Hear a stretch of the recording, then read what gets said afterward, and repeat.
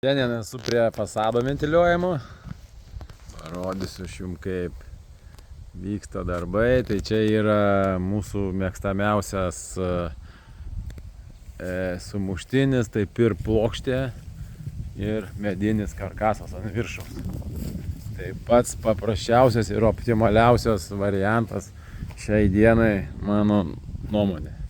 Pyras susiklijavo 20 cm, kem 5 ant 70 plozų su betonsraigčiais. Prisisuka viskas. Kampus pripjaunam pyro kem 5 laipsnių, tada nereikia nieko tepti ir sandarinti. Siūlių pyro neklijuojam jokių juostų, kadangi reikalinga likutiniai drėgmei pasišalinti. Angokruščius, aišku, užsitepam su mastika. Va.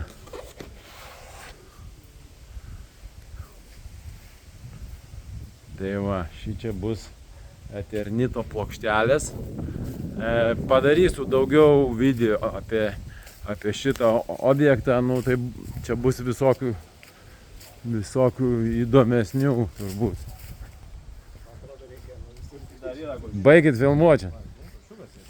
Va, taip atrodo.